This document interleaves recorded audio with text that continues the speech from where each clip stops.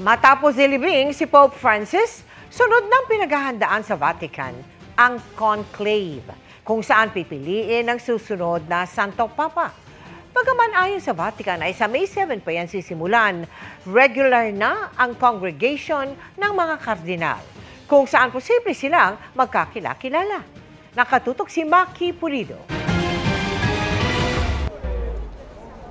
Isang eleksyong walang kandidato.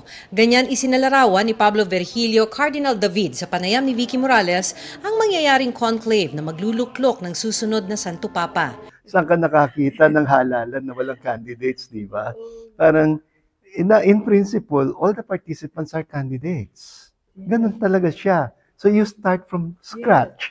Sa mahigit 200 kasalukuyang kardinal, 135 ang makikibahagi sa conclave kabilang si Cardinal David. At isa sa kanila ang posibleng hiranging bagong Santo Papa. May obligation kasi ako in conscience na kilalanin ko ang lahat ng mga kapatid na kardinal.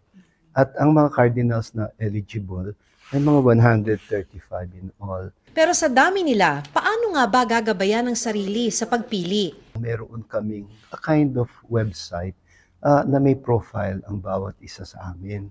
And pwede mo makita yung background ng bawat isa, anong pinag-aralan niya, anong pastoral experience niya, mga ganyan. So ngayon pa lang nag-aaral na kayo tungkol sa iba't ibang kardinal na lalahok sa conclave? Ang tawag niyan homework.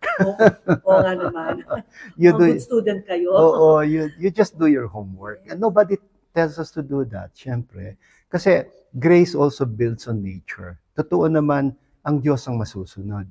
Pero ang Diyos, ine-expect din kami as human beings na to use our intelligence na kilatisin ang mga kakayahan ng bawat, sabihin lang kandidato pero wala namang kandidato. May pagkakataon din daw silang magkakilala kapag nangyari na ang mga pre-conclave meetings. Yung pre-conclave, hindi pa yung closed doors. So ang pre-conclave, ibig sabihin, ang College of Cardinals ay nagmi-meet, nagpupulong, at nagdi-discuss. Nagkukwentuhan, may mga topics kami for discussion, mga ganyan. At opportunity rin yon para kilatisin namin ang isa't isa, makinig sa sinasabi ng bawat isa. At parang bibigyan ng bawat isa ng opportunity na magbigay ng kaunting saloobin tungkol sa direksyon na dapat tahakin ng simbahan, ano ang mga kasalukuyang hamon, anong ina-expect mo sa magiging Santo Papa, that kind of thing.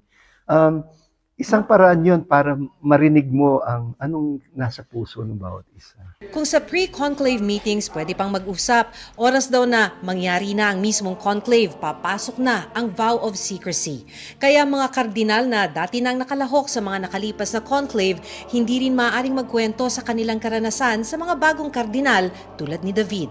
Pero yung mga kardinal na nakalahok na dati, no, sa dating conclave, ano yung mga naging advice nila sa inyo? Like Cardinal Taglin, wala. Anong advice? Like, honestly, wala. You know why? Kasi merong absolute confidentiality.